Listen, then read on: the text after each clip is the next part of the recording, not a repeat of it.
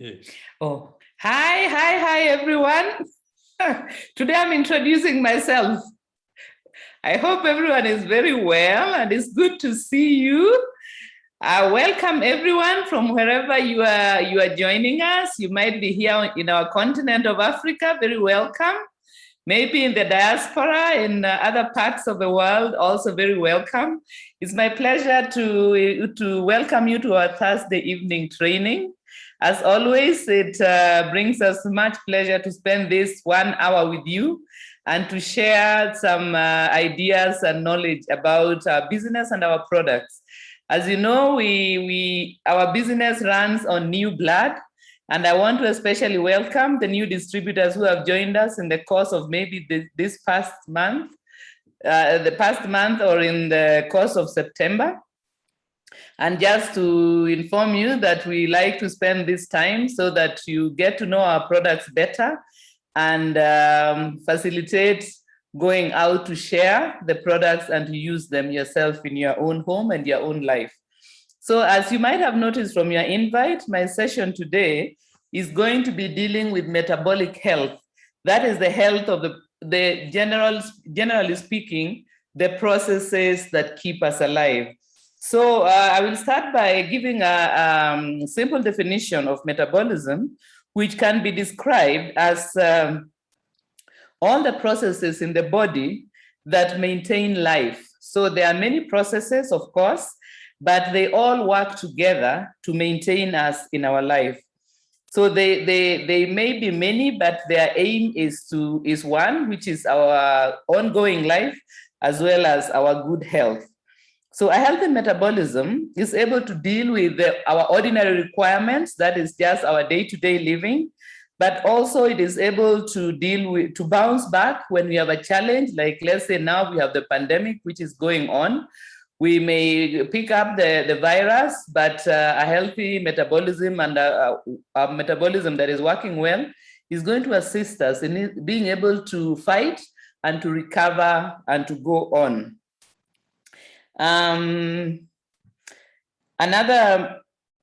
thing that a healthy metabolism can do is that when unexpected things occur, it's going to also help us to deal with them. So the quickest way in which to assess the health of our metabolism is by taking the measurement of our height, that is our bodily height. For example, I'm 5'2". In meters, I think I'm maybe 1.5 meters, and then our waist circumference. So an indication from this is that for a person who is metabolically healthy, the waist circumference should be half of the body height. So your total height divided by 2 should be the waist measurement. So that is a simple and a quick way to assess, which means that if we see that maybe our waistline is becoming thick, maybe we are growing a pot, it's a warning sign. It's not just that, okay, I don't look as good as I used to, or my clothes don't fit as well, or... Sorry, I think there are a number of people who are sending messages that they cannot hear the audio. Oh. If you can hear the audio, please just raise your hand on the screen. We'll see. Can everybody hear the audio? Pascal and Betty, we can hear you very well. Okay, thanks. Thank you. Oh, okay. Thanks. Otherwise, I was wondering whether I'm going to have to repeat everything that I've said. So it's good you had everything.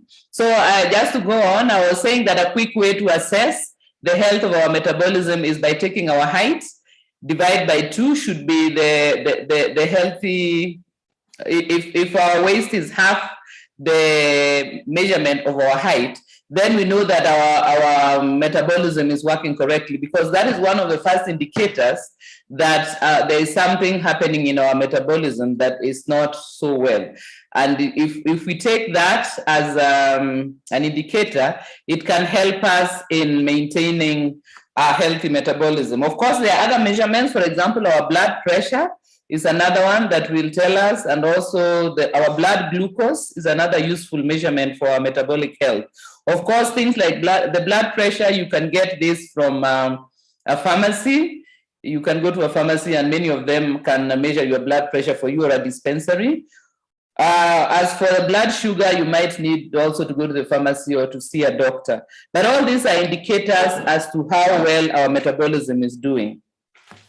So now let us go on to look at the raw materials for our metabolism. If we imagine our metabolism to be an engine that drives our body, then the raw materials for it would be something like the fuel that we use. So there are three. One is oxygen, which we breathe in through our breathing system. The other is water and food. So these are the things we take in that keep our metabolism running. And since our bodies are made of many complex systems, we should be mindful of the quality of things that we are taking in. Because obviously, if you've got a very good car, and I'm sure many of us in our dream charts may have a car that we would like to drive, or some of us are already driving the cars that we would like to, our dream car. Then this is we like to know which kind of fuel to put in it, whether we use diesel or we use petrol. We like maybe to use unleaded in order to help the environment and so on. But we don't just put whatever we come across into our car. The same should be about our bodies. If we think about all the processes that our body has going on, from what facilitates our thinking, what facilitates our breathing, how we generate energy for all our activities, how we remove the harmful substances, byproducts of our processes.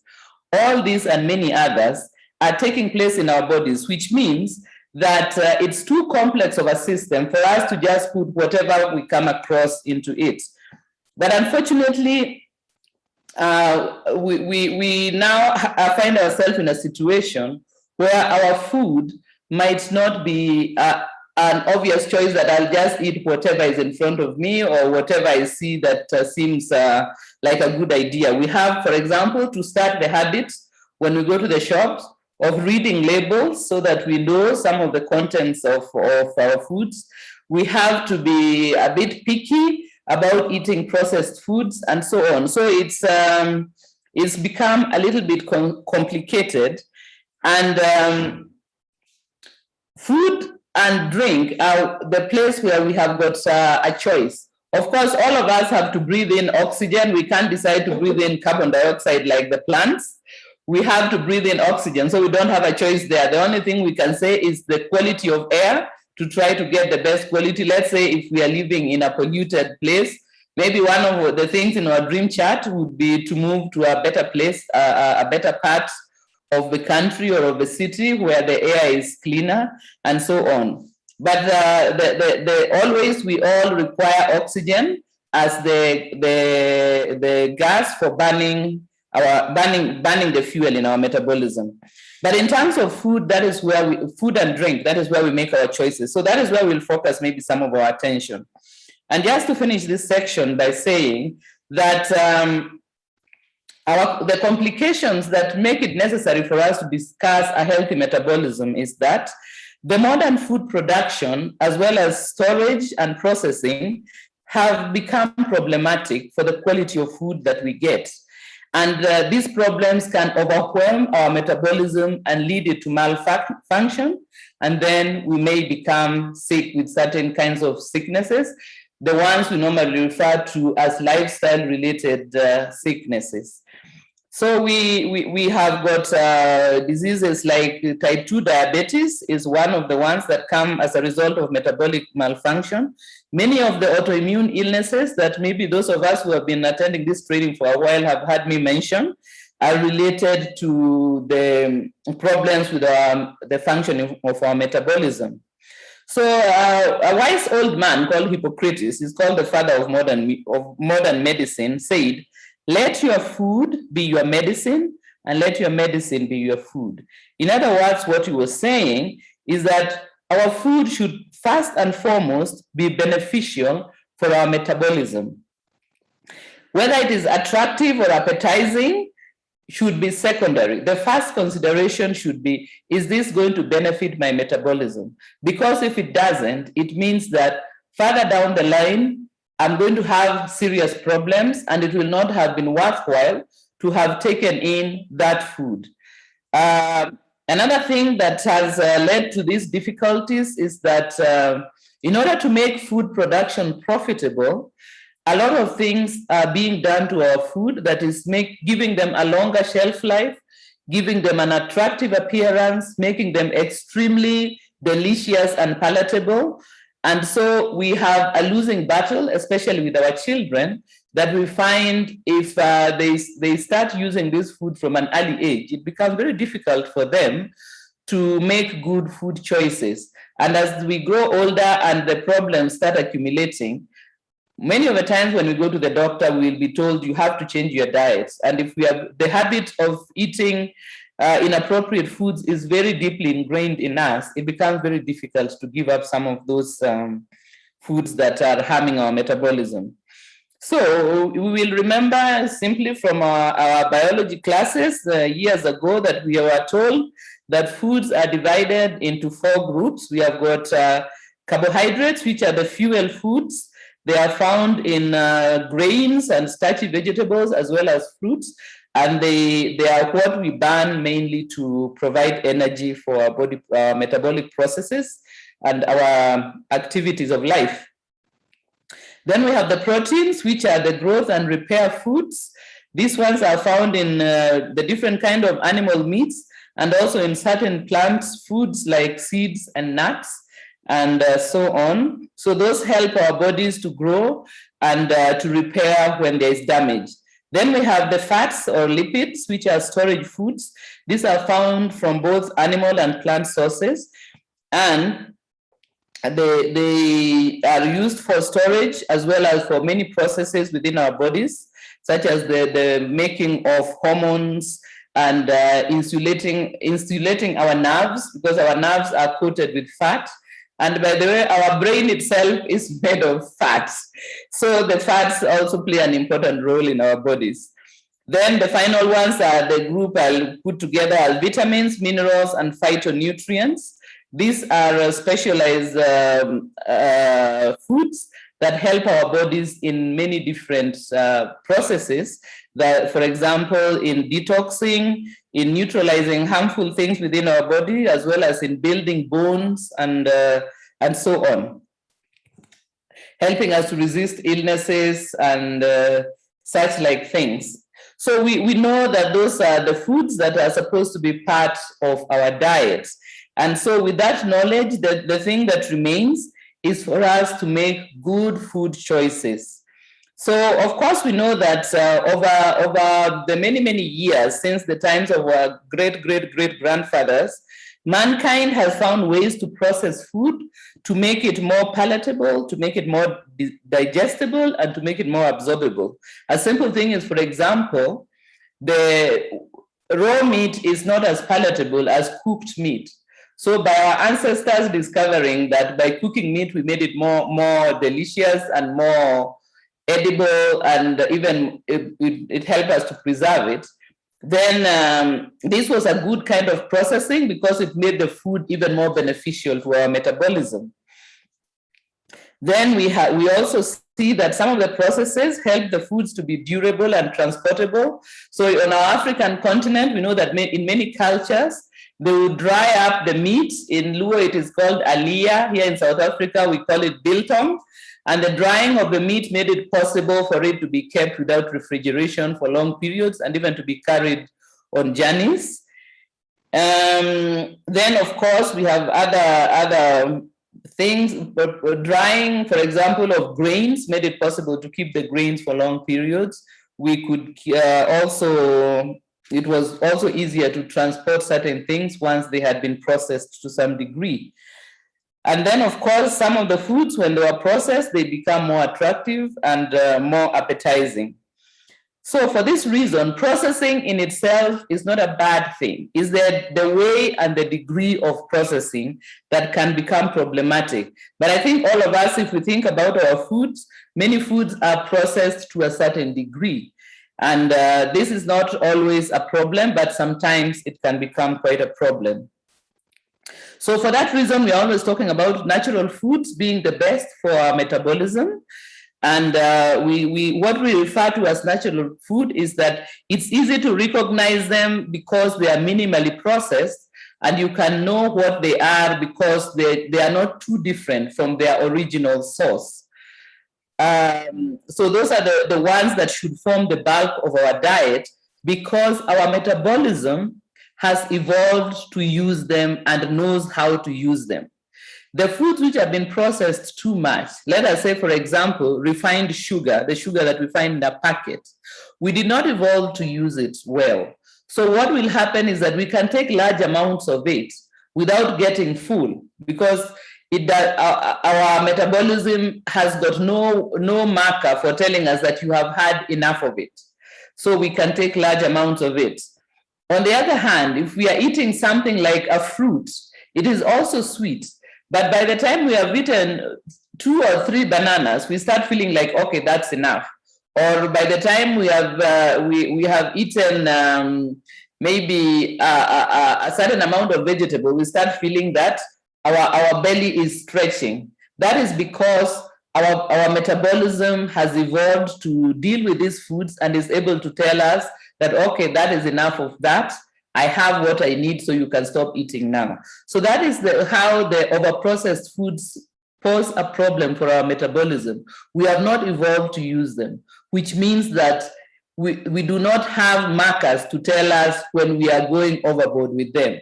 And that is why we see, for instance, that after we have eaten a full meal, if we drink a soda, we don't say, oh, I have no space for drinking a soda. After eating food and we are full, if someone brings us a soda, we can still drink it because it doesn't make us any fuller.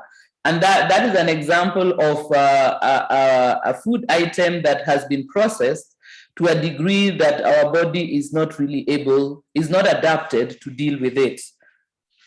And we tend to overuse those foods, and then they tend to become problematic for us.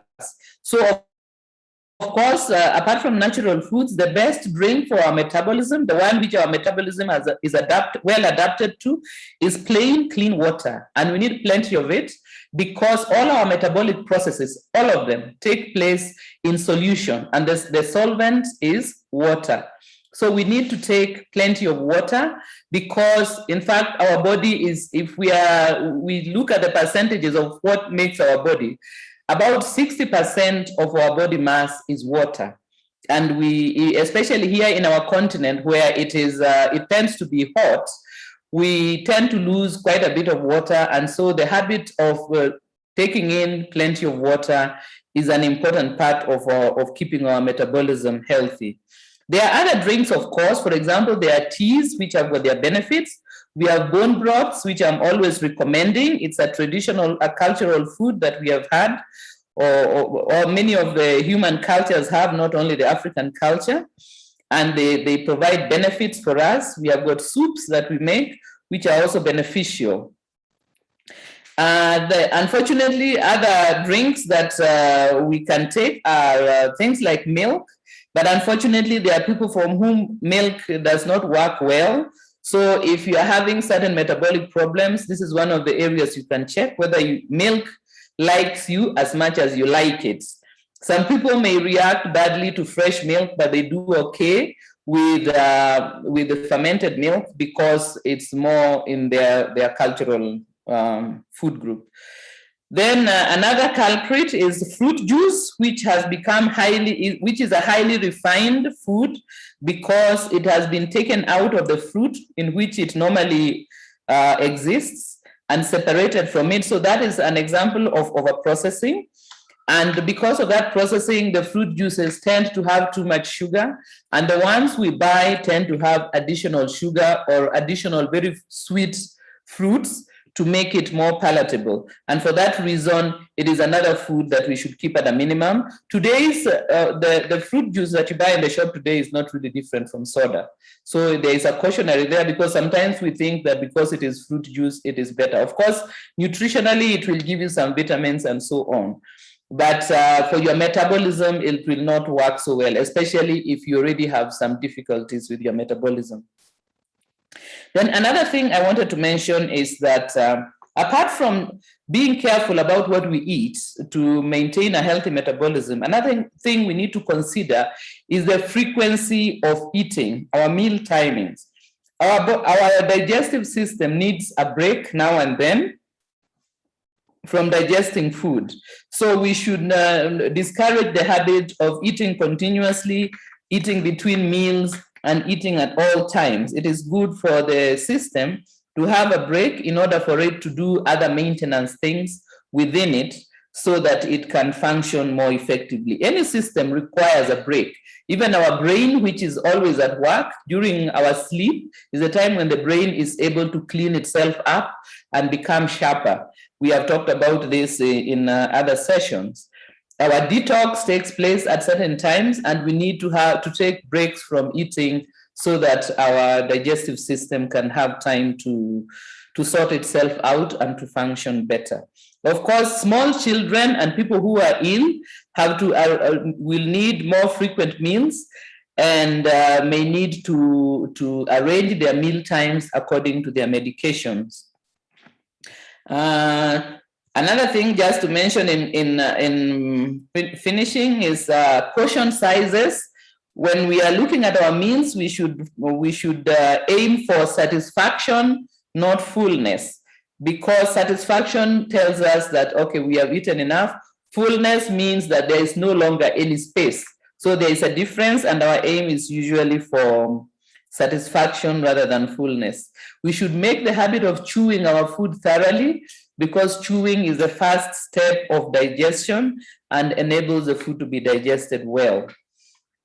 Okay, so we also know that there are certain digestive problems that come as a result of not only the food we eat, but if we chew poorly, then it can lead to problems with digestion. So now I wanted also to touch on how Neolife products play a very important role in our metabolic health. And it does so, our products especially have the role of making sure that any nutritional deficiencies or gaps in our diet are filled. And these deficiencies can be the result of our food preferences. So for example, I know there are people who cannot stand to eat fish at all, but by taking in the omega-3 supplements, we get the benefits of eating fish. Of course, it is better if we are eating fish, but if we really cannot stand the smell or the texture or something, then you can see that supplementing is going to help us there. Then another thing that can lead to deficiency is our age or our occupation, or simply that we have acquired some bad habits, or that we are ill, because sometimes when we are ill, we find that our appetite is poor and we are not able to eat the foods and the quality of food that we require. So supplements play an important role in supplementing what we are taking in order to ensure that there are no nutritional gaps and deficiencies that are going to adversely affect our metabolism. So the first one and the foundation always, of course, is ProVitality and NutriShake or Neolife Shake, depending on your market. These ones make sure that we get a broad spectrum of supplements that will help to fill many of the nutritional gaps that we may have. So for example, in ProVitality, we are going to get the tree and N oils, which are oils that should come from minimally processed grains in our diet, but because sometimes most of the grain foods that we are taking have been processed, then we would not have the tree and N oils from our diet. So tree and N helps there. Then we have something like omega-3 salmon oil, which I've already mentioned, are the oils that we would get from fish.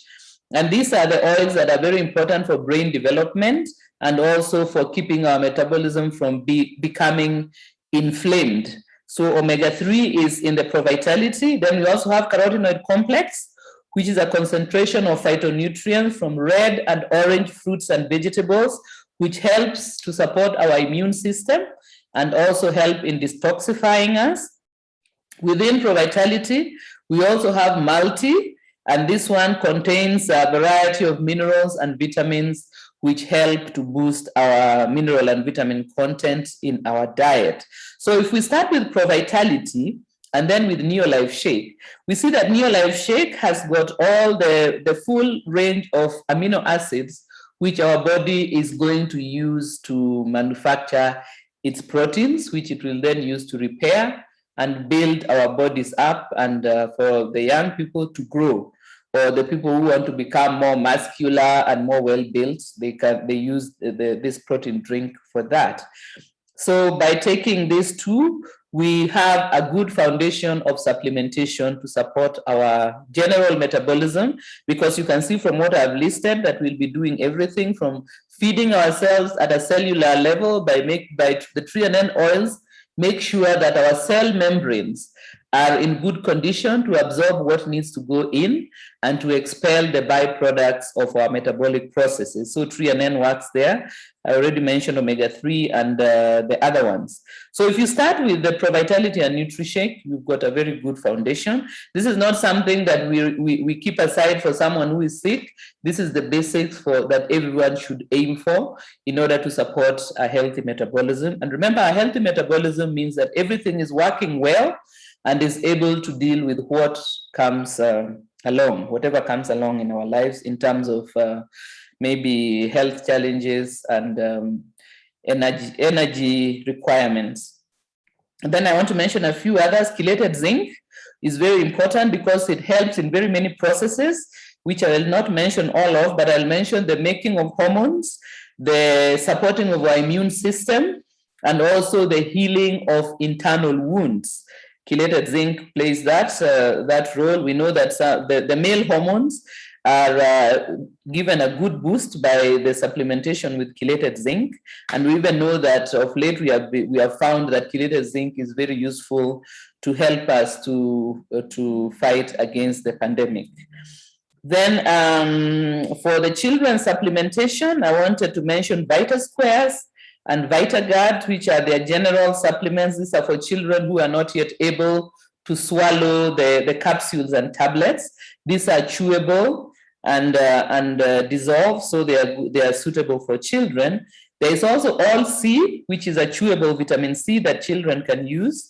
And these are all supplements that will help them to develop a robust immune system and to be able to attend school and not struggle with continuous infections bringing them down. Of course, children can also take the Neolife Shake or NutriShake as a protein drink to support their growth. And then we have, for very small little children, the infants, we have Liquivite, which is a liquid supplement that can be used for the young children who are not yet able to use the chewable tablets. So in finishing, because I see my time is up, I also want to encourage you that there are certain things that we can do that will bring harm to our metabolism. So we have already said we should avoid or minimize excessively processed foods like very refined sugar and grain products, factory processed meats like the bolognese and all these types, fruit juices, sodas, and so on. These are best avoided. Foods which have got lots of chemical additives to preserve them, flavor them, or color them to make them attractive. This should be kept at a minimum. And the reason why they are flavored and colored and preserved is in order to make sure that you buy them. And they want to make sure that you buy them so that you can make a profit. But in this case, their profit is going to be your loss. Their profit is going to be what you are going to pay when you go to the doctor. So you are losing in two ways. You are paying money to get something which is going to harm you, and then you later on have to pay money to cure yourself of the illness that you will have acquired by doing that. Then, of course, we also need to avoid substances which have already been identified as harmful. It's funny that we human beings are the few creatures who take in something which we've already been told is harmful to us. So I don't think there is anyone living in the world who does not know that cigarette smoking is harmful to our health. It is the #1 well-identified cause of cancer. This one, there is no doubt the science is there, but we still have people who smoke cigarettes. We know that there are many harmful effects of alcohol, both social and metabolic, but we still do take this. We know that there are many harms that are caused by refined sugar, but we still like to drink our soda. And I'm not saying that we should not enjoy our food. What I'm saying is we need to know that the warning is out, and therefore we should minimize or eliminate these harmful things. I think that I will need to stop there because now I'm stealing Pascal's time. I thank you very much for your attention, and I hope that the session has been beneficial to you on a personal level, but also for you as a distributor, because remember, our aim is to do what is good for ourselves, but also to go out there to share it with our team, to share it with our prospect, to share with our family and everyone we come across, so that we can make Neolife a household name and make the world a healthier and happier place for everyone. So let me hand you over to Pascal, and also to wish you a very good September month and a very profitable one. May your aims and your goals for the month of September come true. And thank you very much. Thanks very much, Betty. Now that you've known how to be healthy, let's see how you're going to be wealthy and wise. So I want to discuss two things with you. One is how to do the sponsoring process. Our business, the sponsoring process means you identify a prospect, you invite them to see the business, you show them the business idea, you follow up until they sign up to become a distributor like yourselves. That's what we mean by a sponsoring process. But a very important thing about the business, our business, is you need to invest in yourself. For you to be able to earn, in fact, what you are paid in this business, you're not paid according to what you want, you're paid according to what you are. That means the level of leadership development you've developed in yourself that helps you to grow your business. So if you give me a moment, I want to share this screen with you. The sponsoring process. Now, in our business, sponsoring doesn't mean you pay money for somebody to join the business. Sponsoring means you identify a prospect, you invite them to have a look at the meeting, you show them the business opportunity, that is a business opportunity plan or presentation.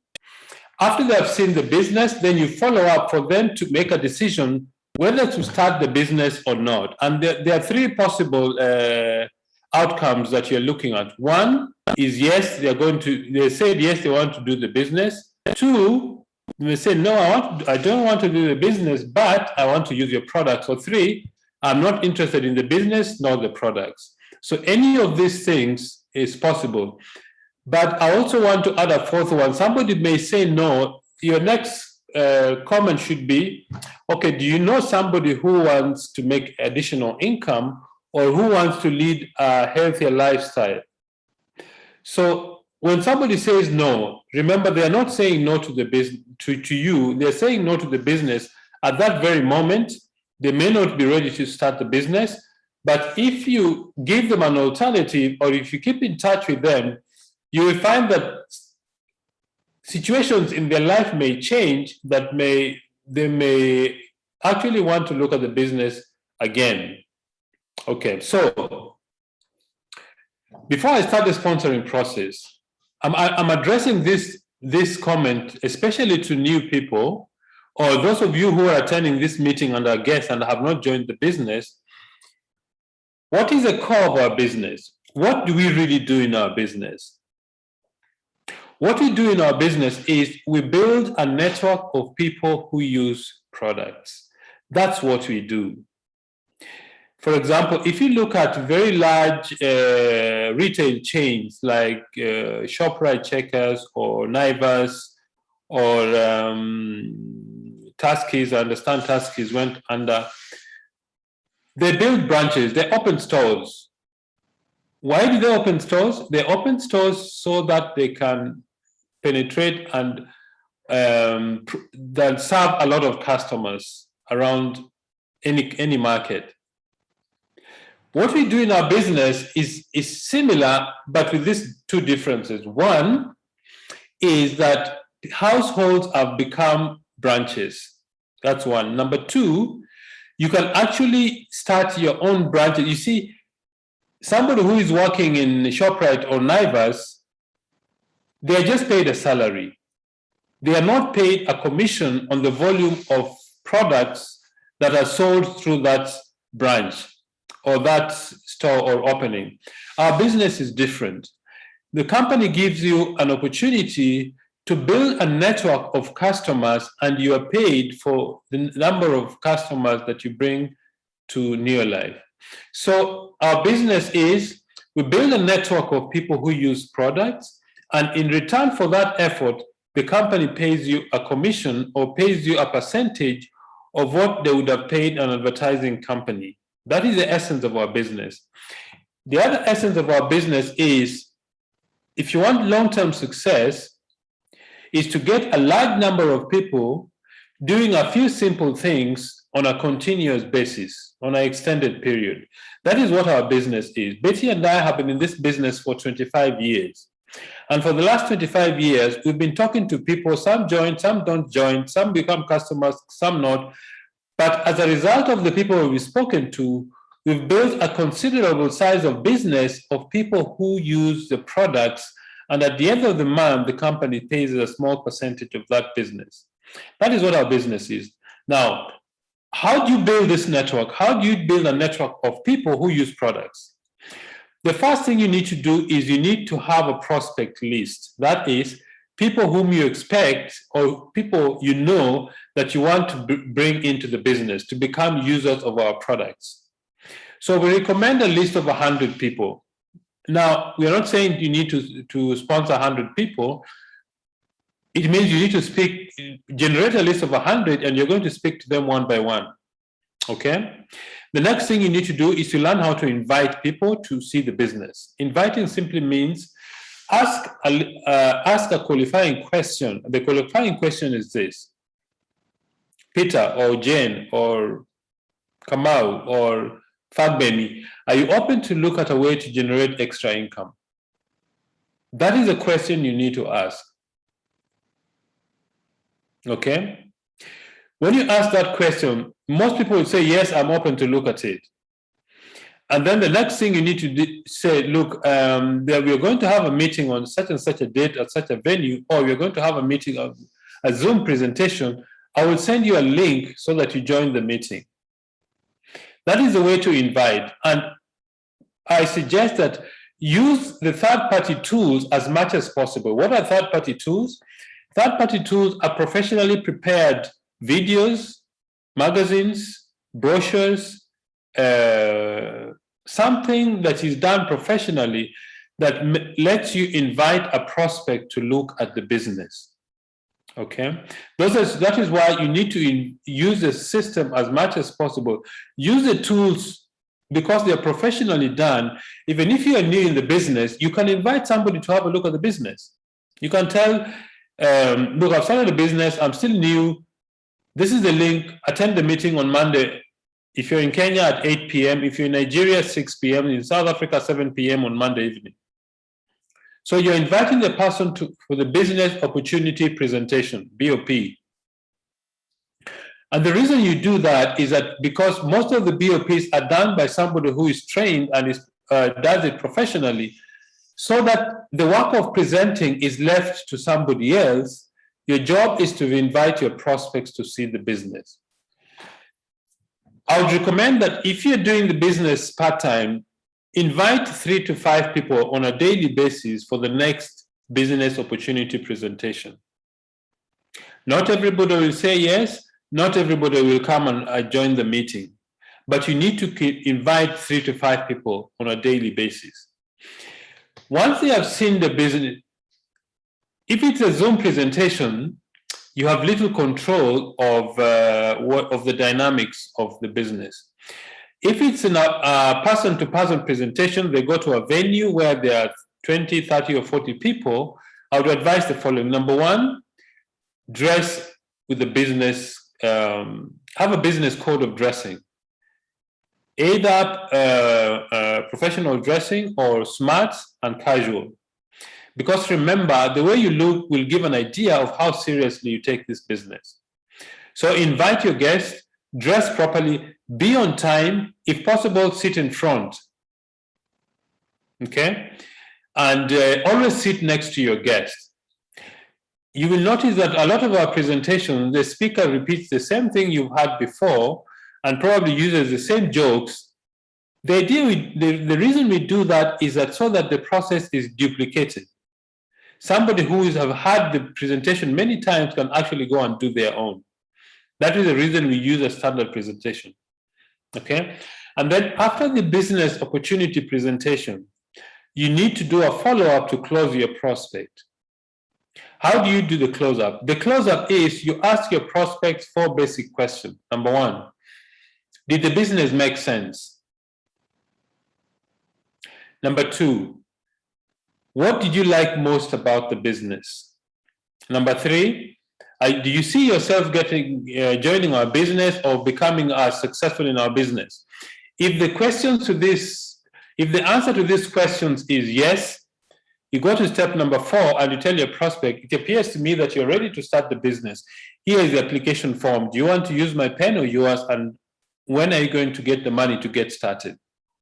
It's important to ask those questions in that order because those questions have been being carefully thought through. First question, did the business make sense? If they say yes, it made sense, you go to the next question. What did you like most about the business? If they say no, I didn't understand, then you say, okay, what part of the presentation didn't you understand? And maybe I can explain to you. Those questions are directed to help your prospect make a decision about the business. Okay? So follow up, you see, I think if you follow up 5 to 8 times, your closing ratio will go up because the average distributor around the world follows up with a prospect only once. They give up when the prospect says no or they're not ready. If you really want to get to the top end of sponsoring process, you need to follow up with each prospect 5 to 8 times. You may say, Pascal, those are too many. Well, how much do you want to earn in this business? Okay, so make it a point of following up with every prospect 5 to 8 times until they've made a decision, yes or no, or I want to become a customer. That's the way you do follow up. And have a system of tracking who in your prospect list has said what. That gives you an idea of your closing ratio. Okay, so follow up with your prospect. If they say yes, make arrangements to get their kit, do a kit orientation, then do a business launch. There's a difference between the two. The kit orientation is when you show your new distributor how to order products, what is PV, what is BV, which are the fast-moving products, how do they take their step, what is a manager, what is a senior manager, what is an executive manager, a director. You give them all the information they need to be able to run their business in your absence. The business launch is when you do the first presentation for your downline when they've invited their guests. And that is how you build your strong distributors. If you sponsor somebody today, maybe next week you arrange with them, if it's a Zoom presentation, they invite 20 to 30 of their prospects so that you do the presentation for them. That presentation is just specifically for them. And that is done in order to start your new distributor on a strong footing so that they see how you do the presentation or how to invite. Okay, so that is a sponsoring process. And for me, what I found very useful to remember the process is to think about a W. The prospect list at the top, invite at the bottom left, BOP or the business opportunity presentation in the middle top. The bottom left, the bottom right is follow up with the prospect, and the top right is to get a decision, either to open the kit or to service your customer, or they tell you no, you go to the next person. That is a sponsoring process. But you see, the sponsoring process helps your business grow if you also become a leader or you build yourself. So I want to talk to you about, if you give me a moment, I want to put this. Okay, Investing in yourself. What does investing in yourself mean? Investing in yourself simply means that you take time to improve your skill, to improve your knowledge, and to improve your attitude. Those are the three things you need to do every day to improve yourself. You will notice that in our presentations, we have 3 daily success habits. Using the products, sharing the business and the products, and then personal development. Why is personal development very important? It's very important because the more you grow as a person, the more likely you're likely to attract serious people. I mean, if you start the business and you don't take time to read the compensation plan, you get a new person who asks you a question. By the way, what is the sales volume bonus percentage at 2,000 PV? And you don't know the answer to that. The person may not be satisfied, but next time they are likely not to ask you the question. So it's very important to invest in yourself, take time to learn. I would suggest to you that every week, spend at least an hour reading something about the company. Either something about the products, the compensation plan, something about the market, your country, the policies and procedures. The reason you do this is because you're going to become a leader. One day you're going to have 2, 3, 4, 10, or even 20 people in your group who are looking up to you for answers. And you can't go empty-headed. You need to read and understand these things. So I suggest to you, invest time in knowing about the company, the compensation plan, the policies and procedures, product information. When Betty is doing her session on products, be ready with a pen and paper to take notes. And the reason you do that is so that you can actually go and teach someone. In fact, one of the most effective ways to learn something is to teach others. Okay, so learn and improve yourself. You see, in every market Neolife is doing business. We have the same products, we have the same compensation plan. Whichever country you are in, the market conditions are the same. The only thing that makes a difference in your income is you. That is, how prepared are you as a leader, as a distributor with knowledge, with skill, and the right attitude to build this business. Okay, I asked this question last time, and I'll ask it again. If you packaged your life, if you took your life, I know one of the people who are attending this meeting is Ann Ambani. Ann Ambani is a very good friend. I like to meet her when I go to Nairobi. I think I've met her once. And we spoke yesterday or the day before yesterday on the phone. If I asked you, if you take your life and packaged it and put it in a box and labeled it, what worth would you put on that label?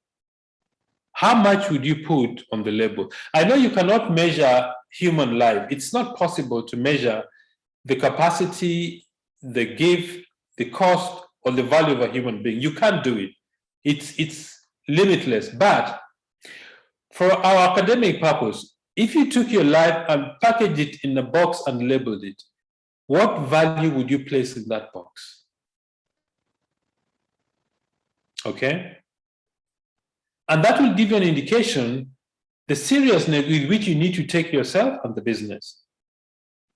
To take time to improve yourself. Secondly, what would it take for you to master this business?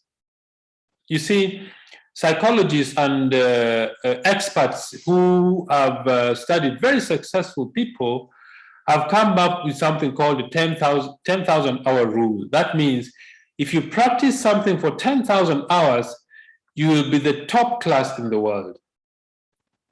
Now, fortunately for our business, I don't think you need 10,000 hours to master this business. I think you need much, much less, because the thing you need to master in this business to be very successful is how to know and get to know people, how to invite them, how to show the business, how to close them, and how to support a new person, how to sell events. Those are the things you need to master.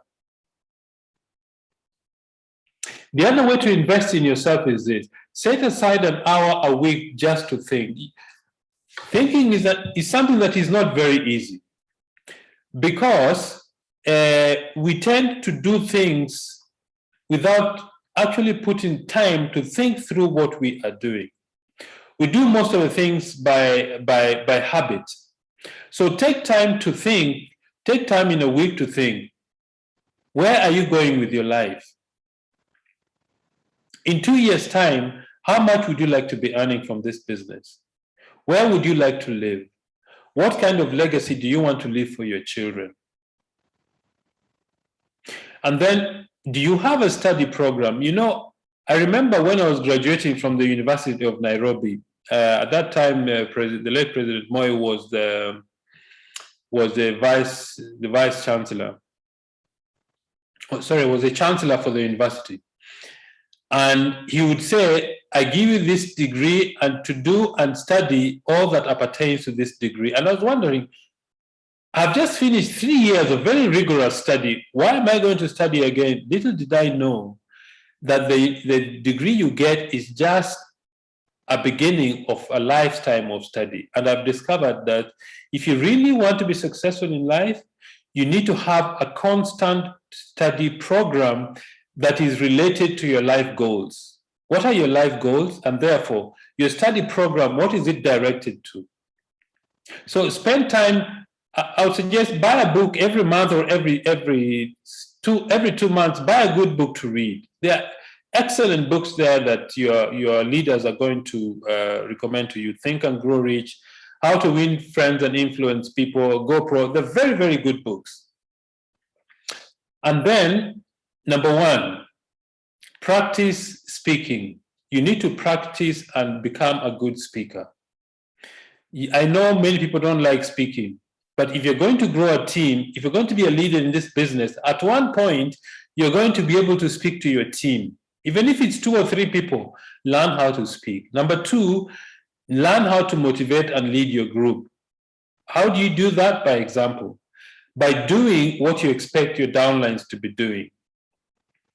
Then create leaders by empowering them. You see, what I have found very good that helps us to grow is called the ask principle. Build your attitude, develop your skill, and improve your knowledge. Learn how to tell stories and live a life that others want to model. Ask yourself, would you like to be a downline of somebody like you? Would you like to be an upline of somebody like you? If the answer is no, then take time to begin to build yourself. That is how you need to invest yourself. Take time, read good books, attend business presentations, keep practicing how to be a better leader. And if you do that, if you invest in yourself, you will see that you will begin to attract the right people in your business. Isn't it strange that the people who get to the top always stay at the top in our business? Why? Because these people take time to build themselves, and therefore they tend to attract people like them to their business, and that's why they remain and become successful. And the last thing I would like to leave you with is this. I was listening to Jim Rohn yesterday in the morning, and he said something that I knew, but I got a different meaning from it. He said that extremely wealthy people have 24 hours a day. Extremely poor people also have 24 hours a day. A president team member in this business have 24 hours. A distributor who is just started or who has been in the business for 1 year also have 24 hours a day. What is the difference between the two? Why are some people very successful and others are not? Boils down to just one thing: how they use their time. The question is, what value have you put on your time? Do you take time seriously? Do you take your appointment seriously? If you do that, you will find that your business begins to grow and the sense of urgency will get into your life. So friends, ladies and gentlemen, thank you so much for attending this presentation with us. I don't wish you luck.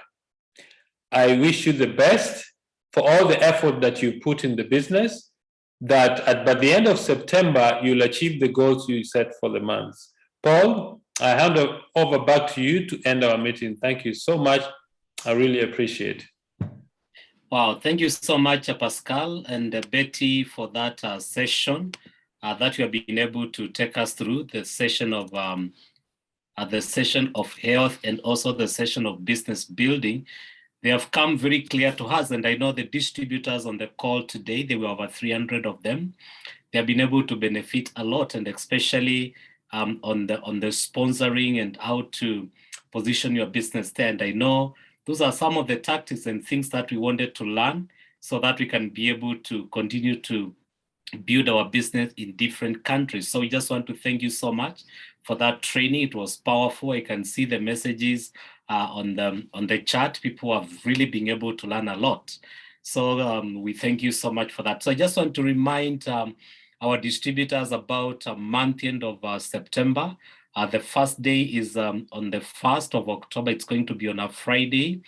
And the second day, Monday, is going to be on the 2nd, which is on a Saturday. So it's important for you to keep those dates at the back of your mind so that you can be able to push your business and also help your distributors to be able to push so that they can be able to close the goals that they have been able to set for themselves.